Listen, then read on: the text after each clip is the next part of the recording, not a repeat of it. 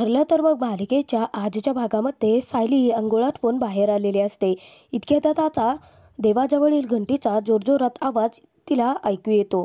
तेव्हा आता सायली तो आवाज ऐकते. तर त्यानंतर तिकडे आता कल्पनाही झोपेतून जागी होते. तर कल्पना विचार करते की एवढ्या पहाटे सायली कशी काय उठली. तर इकडे सायली विचार करते की आई कधीच एवढ्या पहाटे उठून देवपूजा तर नाही करत, मग कोण करत असेल. सायली खूप एक्साइटमेंटमध्ये बाहेर येते आणि जिन्यावरून पाहते तर अर्जुन आता त्याने सकाळी लवकर उठून सायलीला सरप्राईज दिलेलं असतं. कारण देवीची पूजा अर्जुन करत असतो आणि तोच घंटा वाजवत असतो. अर्जुनला पाहून सायली चकितच होते. त्यानंतर सायली थोडं पुढे येते आणि म्हणते, अरे वा, गुड बॉय सारखं वागणं तर यांनी अगदी मनावरतीच घेतलं आहे. इतक्यात कल्पनाही उठून बाहेर आलेली असते. पाहते तर जेव्हा अर्जुनला ती पूजा करताना पाहते तेव्हा तिलाही मोठा धक्काच बसतो. तर कल्पना ही खूप खुश असते. ती सायली जवळ येते. इतक्यात अस्मिता सुद्धा बाहेर उठून आलेली असते आणि ती कल्पनाला विचारते की मम्मा काय चाललं आहे. इतक्यात आता कल्पना अर्जुनकडे बोट दाखवते. तेव्हा अर्जुनला पूजा करताना पाहून अस्मिता सुद्धा चकित होते. तर त्यानंतर चैतन्य अश्विन दोघेही बाहेर येतात. ते सुद्धा अर्जुनला पूजा करताना पाहून चकित झालेले असतात. अख्खा सुभेदार परिवार याचे आता अर्जुनने डोळे दिपवलेले असतात. तर अस्मिता म्हणते की मला कोणीतरी चिमटा काढा ना, अर्जुन खरंच पूजा करतोय, मला खरं वाटत नाही. इतक्यात अश्विन अस्मिताला चिमटा काढतो. तेव्हा अस्मिता जोराने चिरकते. अश्विन तिला सांगतो की अस्मिताई, हे स्वप्न नाहीये, दादा खरंच पूजा करतोय. चैतन्य तिथे सर्वांना सांगतो की बरं झालं मी इथे राहायला आलो, हे ऐतिहासिक दृश्य मला पाहताच आलं नसतं. तेव्हा कल्पना चैतन्यला सांगते की चैतन्य, हे ऐतिहासिक दृश्य आम्ही आज पहिल्यांदाच बघतोय. कल्पना पुढे म्हणते की बरं झालं, ही ना देवाचीच कृपा आहे. आणि ते सगळेजण आता हात जोडतात आणि अर्जुनकडे येतात. तेव्हा अर्जुनची पूजा संपन्न होते आणि त्यानंतर अर्जुन देवाला नमस्कार करतो. तर अर्जुन जेव्हा या सगळ्यांना पाहतो तर सगळेच जण आता चकित होऊन अर्जुनकडे पाहत असतात. अर्जुन त्याला म्हणतो की हे काय चाललं आहे तुमचं. अरे सूर्य डोक्यावरती आला तरी अजून तुम्ही झोपलेलेच आहात. उशिरापर्यंत झोपणं हे हेल्थसाठी चांगलं नसतं. अर्जुन जे काही बोलत असतो ते सगळं काही अर्जुन स्वतःच पूर्वी केलेलं असतं. परंतु सायलीसाठी अर्जुन गुड बॉय बनलेला असतो. अस्मिता अश्विनला सांगते की अरे अश्विन, अर्जुनला जरा चेक कर, त्याला ताप वगैरे तर नाही आला ना. त्यावरती अर्जुन उत्तर देतो की अजिबात नाही, उलट सकाळी लवकर उठून देवपूजा करून अगदी फ्रेश फील होतंय मला. कल्पना अर्जुनला विचारते की अर्जुन, अरे नक्की काय चाललं काय आहे तुझं. त्यावरती सायली सांगते की जे काही करत आहेत ते बरोबरच आहे ना. सकाळच्या प्रहरी लवकर उठून देवपूजा केल्यानंतर त्या व्यक्तीचं शरीर सुद्धा चांगलं राहतंच, परंतु त्याचबरोबर घरातली सर्व माणसं निरोगी राहतात आणि वातावरण सुद्धा प्रसन्न होतं ना. कल्पना सायलीला सांगते की बरोबरच बोलतेस सायली तू, कारण या घरात मी लग्न करून जेव्हा आले होते ना तेव्हा मला काही पहाटे पूजा करायची सवयच नव्हती. परंतु ही सवय मला प्रतिमाने लावली. ती म्हणायची की पहाटे पूजा केली ना की घरातल्या सर्व माणसांवर देवाची कृपा राहते. तर कल्पना पुढे सायलीला सांगते की प्रतिमा सकाळी लवकर पहाटे सर्वांनाच उठवायची आणि त्यानंतर त्यांना ते आरतीला उभं करायचे. तिच्या धाकाने सर्वच जण करत सुद्धा होते. त्यावरती सर्वजण हसतात. अश्विन सांगतो की अगदी तसंच आता सायली वहिनीच्या धाकाने आपण सगळे करणार आहोत. त्यावरती कल्पना सांगते की खरं आहे सायली, आजपासून दिवस बघ कसं छान जाणार आहे ते. त्यावरती अर्जुन त्या सर्वांना म्हणतो की हॅलो हॅलो, हे सगळं काय चाललं. सकाळी लवकर उठलो मी, पूजा केली मी, तुम्हा सर्वांना उठून इथं घेऊन आलो मी, आणि या सगळ्याचं श्रेय तुम्ही माझ्या बायकोला देताय. तर आता अर्जुनच्या त्या बोलण्यावरती सर्वजण हसतात. तर त्यानंतर इकडे किल्लेदारांच्या घरामध्ये सुमन रविराजांना नाश्ता देत असताना रविराज सांगतात की बस नको.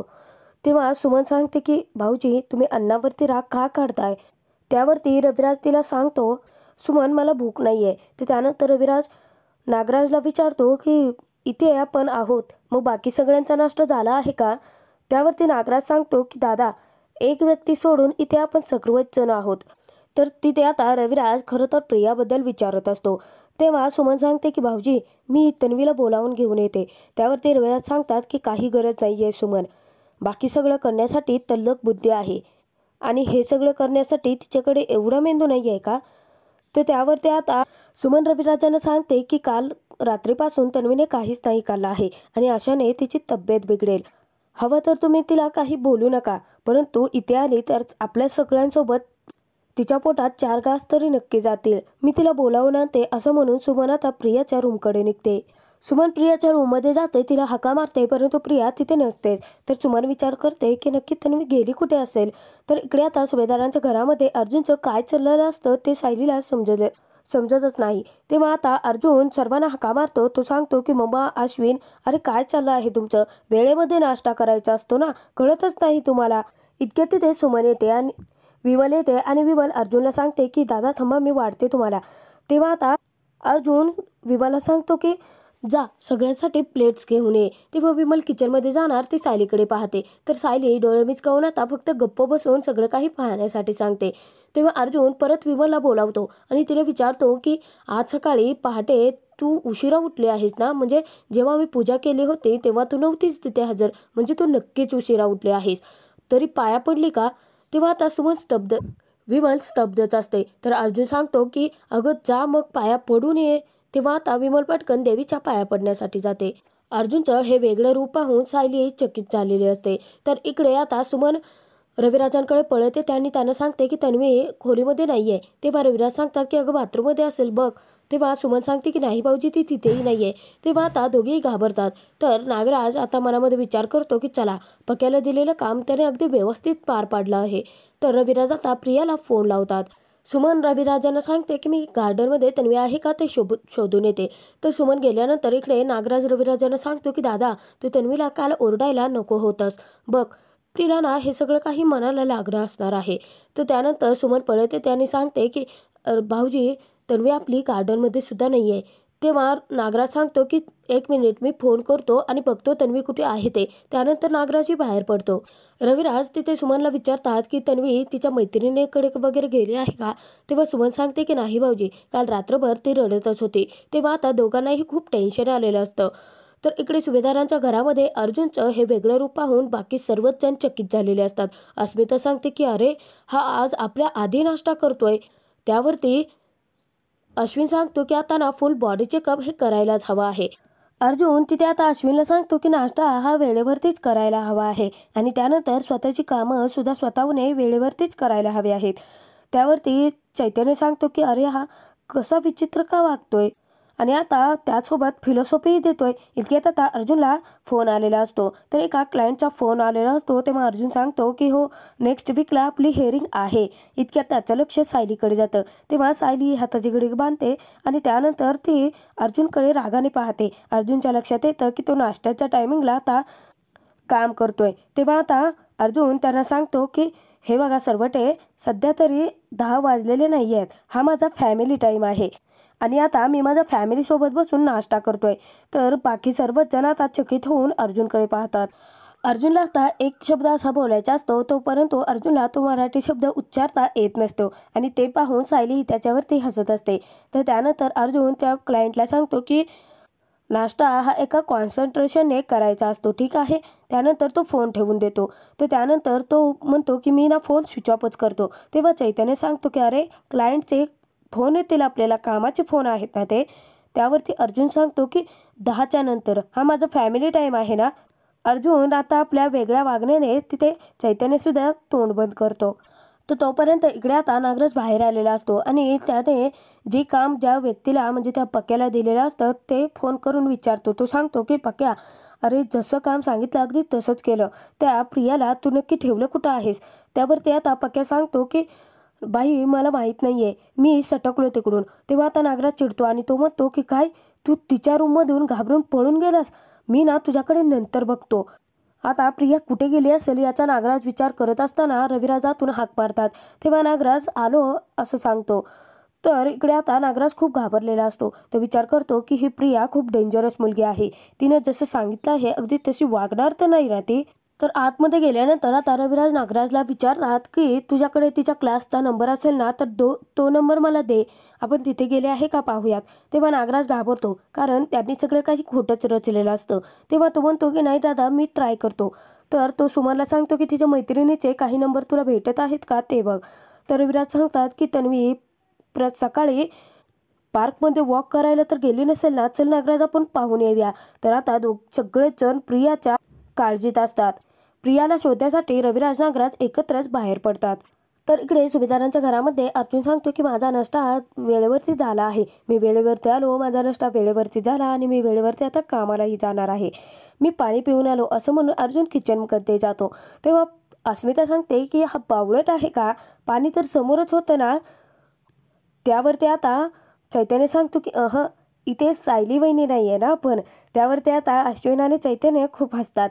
तर अर्जुन आता पाण्याचा ग्लास शोधत असतो. तेव्हा सायली अर्जुनच्या समोर पाण्याचा ग्लास धरते. तर अर्जुन सायलीला विचारतो की मला गुड बॉय बनायला जमतं आहे का. तेव्हा सायली खूप हसते आणि त्यानंतर सायली अर्जुनला सांगते की मी ना आईना आता सांगणार आहे की तुमची हनुवटी धरून तुमचा भांग पाडायला, त्यानंतर तुमच्या खिशाला त्रिकोणी रुमाल लावून तुम्हाला शाळेत पाठवायला. अर्जुन सायलीला सांगतो की तुम्ही जेव्हा असं रागाने माझ्याकडे डोळे वटारून पाहताना तेव्हा मला तुमची खरंच खूप भीती वाटते. तुम्ही चिडणार नाहीत ना इथून पुढे माझ्यावरती. तेव्हा सायली हसते आणि सांगते की नाही चिडणार सर. तर अर्जुन सांगतो की ठीक आहे, मी ऑफिसला जातो. अर्जुन पाणी पितच नाही. अर्जुन जाणार इतक्यात सायली एकाग्रता म्हणते. अर्जुन विचारतो म्हणजे. तर सायली सांगते की नाश्ता हा एकाग्रतेने करावा. अर्जुनचे जो शब्द चुकलेला असतो, त्याला उच्चारता आलेला नसतो, तो शब्द सायलीने त्याला सांगितलेला असतो. तर त्यानंतर अर्जुनचं लक्ष देवीकडे जातं, देवीच्या मूर्तीकडे. तेव्हा अर्जुन मनामध्ये विचार करतो की आज मी पूजा केल्यानंतर मिसेस सायली माझ्यावरती इम्प्रेस होणार ही गोष्ट मला माहिती होती, परंतु थँक्स माझ्याकडून हे सगळं काही करून घेण्यासाठी. मी कधीही तुझ्याकडे आजपर्यंत आलो नव्हतो, परंतु आज मिसेस सायलीसाठी मी तुझ्याकडे आलो. तर त्यानंतर अर्जुन हा अश्विनला सांगतो की अश्विन, नाश्ता हा एकाग्रतेने करायचा असतो. तर त्यानंतर तो चैतन्याला सांगतो की चैतन्य, नाश्ता तू पण एकाग्रतेनेच कर आणि त्यानंतर मी बॅग पटकन घेऊन येतो आणि गाडीमध्ये तुझी वाट पाहतोय असं म्हणून अर्जुन जातो. तर अस्मिता तर डोक्यालाच हात लावते आणि त्यानंतर बाकी सगळेजण तिथे स्तब्धच झालेले असतात. तर कल्पना आता सायलीजवळ जाते आणि तिला विचारते की अगं सायली, तू अर्जुनवरती नक्की कुठची जादूची कांडी फिरवली आहेस, एका दिवसात एवढा बदल. त्यावर आता सायली हसते आणि कल्पनाला सांगते की काही नाही वाजी, कॉफी पिण्यावरून मी त्यांना ओरडले ना, परंतु हे बघा हे फक्त काही 2च दिवस टिकेल. तेरड्याचा रंग फक्त 2च दिवस, त्यानंतर गाडी आहे तसेच सुरळीत चालेल. तुम्हाला तर माहितीच आहे ना. त्यावरती आता दोघेही खूप हसतात. कल्पना सायलीला म्हणते की खरं सांगू का सायली, माझ्यापेक्षा जास्त तू अर्जुनला ओळखायला लागली आहेस. तेव्हा सायली खूप खुश होते. खरं तर सायलीने प्रेमाच्या जादूची कांडी फिरवलेली असते की ज्यामुळे अर्जुन सुधारलेला असतो. तर इकडे साक्षी महिपती त्यांच्या अड्ड्यावर आलेले असतात. तेव्हा महिपती सांगत असतो की हा पक्या एवढा तयार झालेला माणूस साधा त्या प्रियाने चाकू दाखवला म्हणून पळून गेला. त्यावरती आता साक्षी त्याला म्हणते की अव्वांना असं एवढं शांत बसलाय कसे तुम्ही, ती प्रिया आपल्याला डोई जड झाले आहे. इतक्यातच आता साक्षीला प्रियाचे मेसेजेस आलेले असतात. तर साक्षी सांगते की प्रियाने व्हिडिओ पाठवला आहे. तर प्रियाने आता व्हिडिओमध्ये सांगितलेलं असतं की नमस्कार, मी तन्वी रविराज किल्लेदार आणि मी व्हिडिओ बनवते कारण साक्षी शिकरे आणि महिपती शिकरे यांच्यापासून माझ्या जीवाला धोका आहे आणि मला आयुष्यातून उठवण्यासाठी त्यांची साथ देत आहेत माझे सख्खे काका नागराज किल्लेदार.